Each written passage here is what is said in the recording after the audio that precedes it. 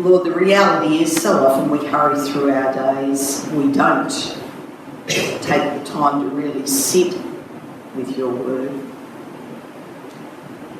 We don't always take the time to allow you to drop that one special thought into our minds.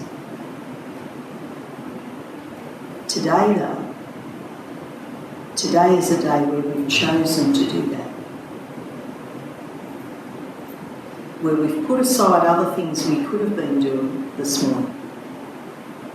And we've chosen to come together to hear your word and to take a moment out to let you speak into our hearts. And because you know each one of us so well, you know the word that we need to hear from you this day. So open our hearts, open our ears, fill us with the wonder of your love and your word for us today. Amen.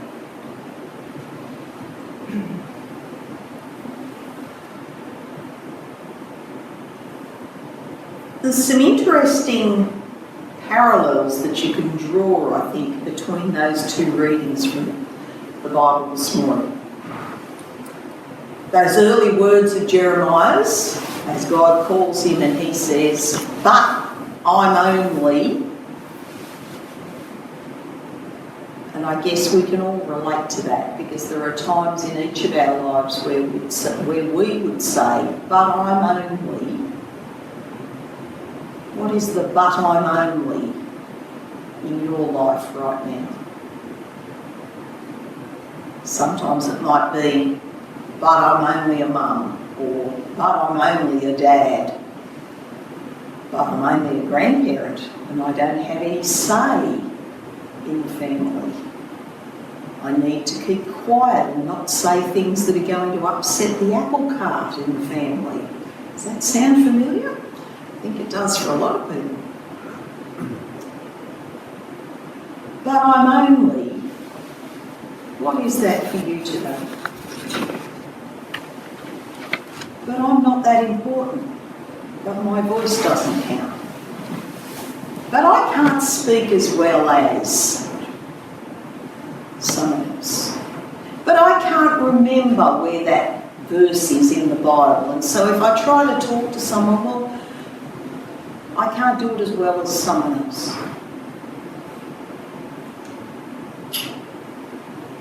Jeremiah's going to go through some very difficult days.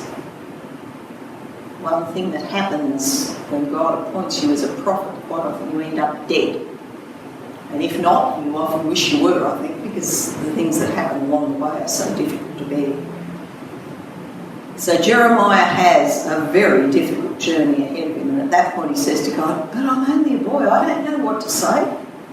God says, "That's okay. Don't panic.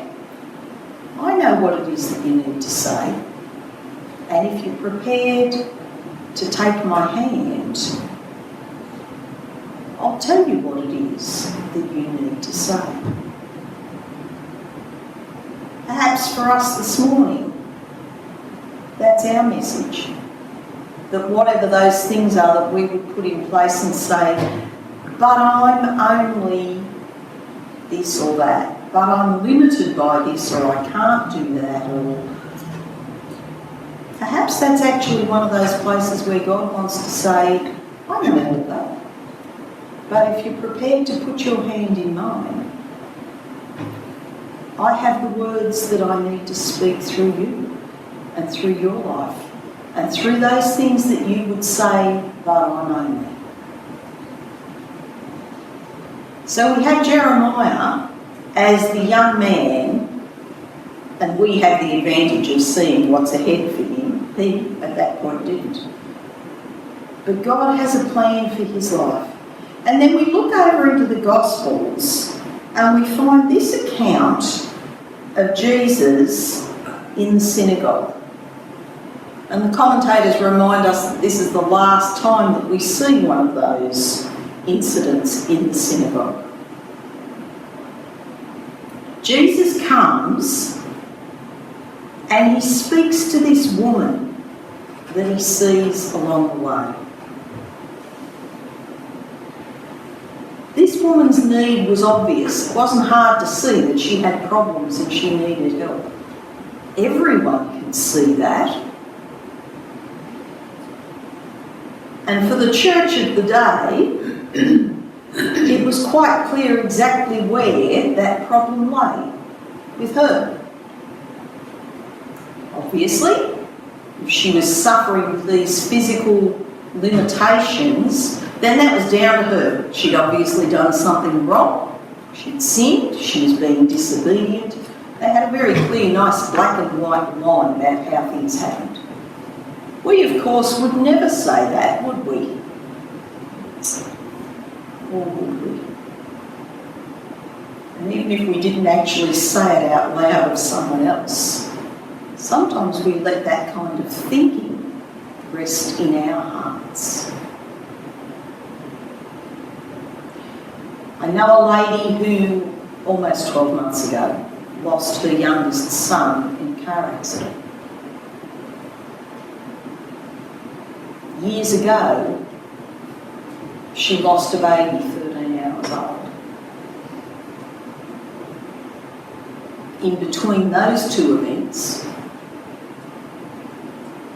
she's lived through the anguish of one of her children having such severe epilepsy that she is significantly affected every day and really struggles to live an independent life. And so this woman is constantly fishing her daughter out of one awful situation after another, putting her back on her feet financially, trying to find ways to protect her from herself, because often that's what she needs.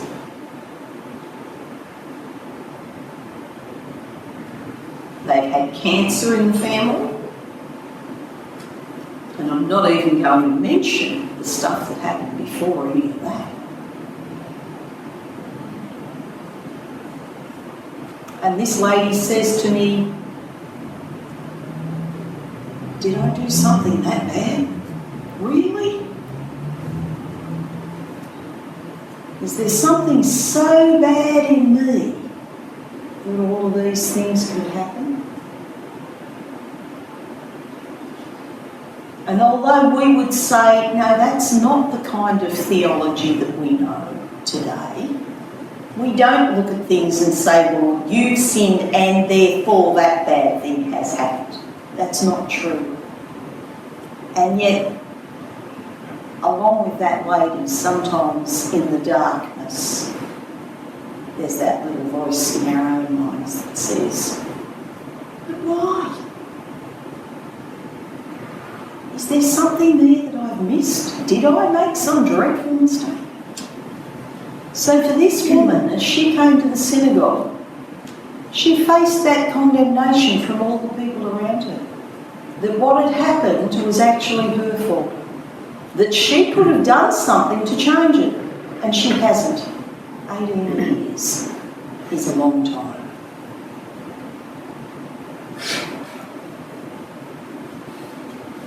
But Jesus looks beyond what everyone else thinks is so obvious and sees her pain and sees her need, and he wants to do something about it.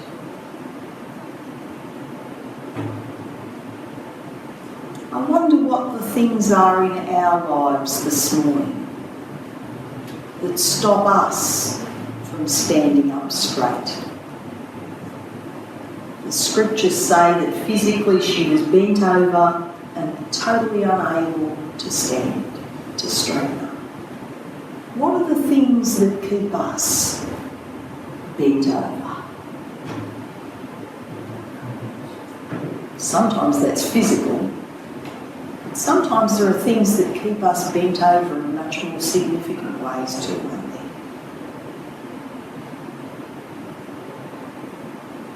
Sometimes it's things from the past that we continue to carry with us. Things that we just can't quite manage to let go of. And so they continue to weigh us down and stop us from standing up and being who it is that God would call us to be. Often those are the very things that would keep us saying, but I know me.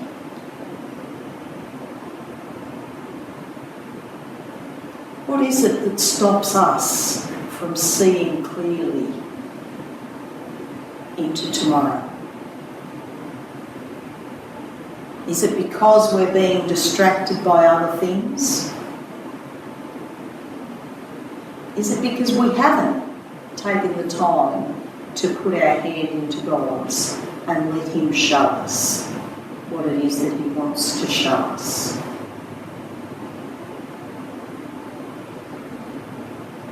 Just a couple of weeks ago, we had that gospel reading where Jesus said to the disciples, "Do not be afraid, little flock."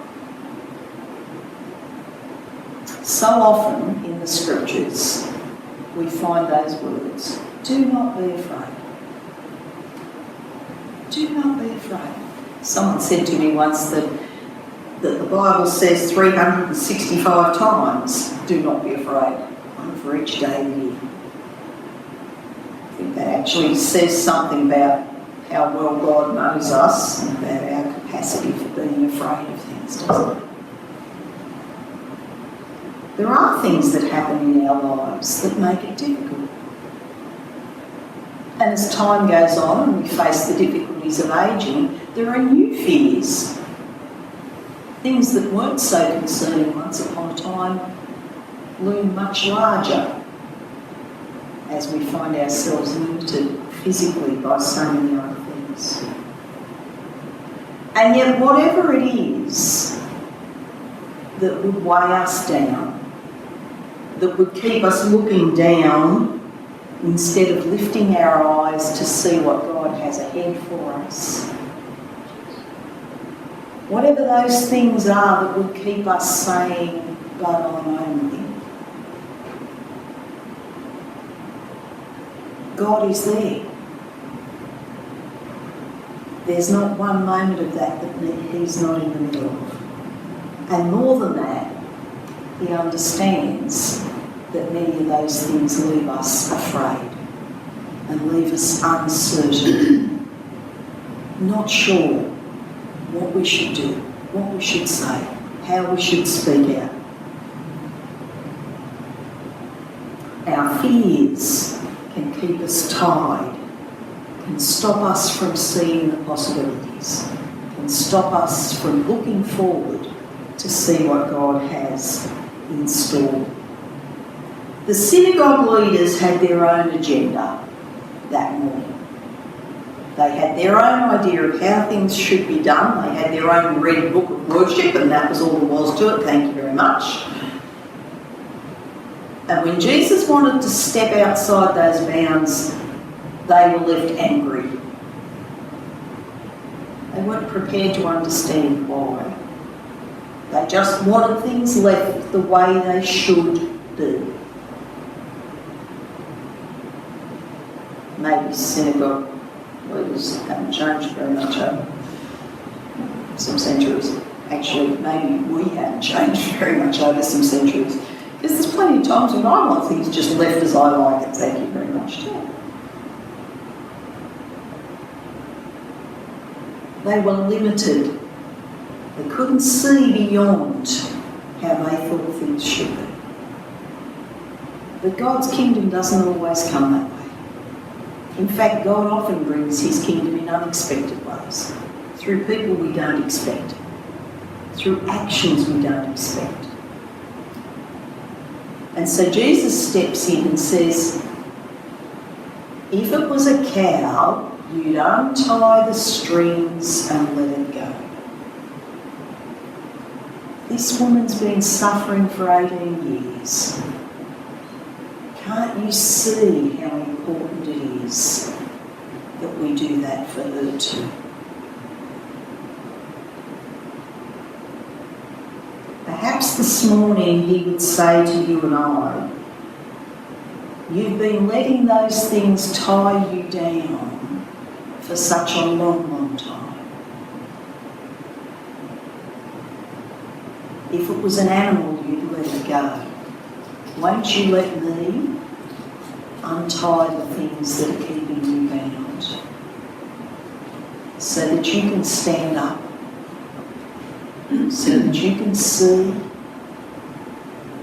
so that you can share what you see with someone else,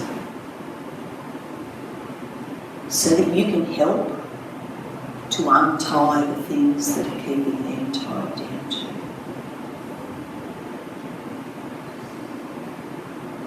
What is it that God would say to us this morning as his people here in this place, in your circumstances, in your situation?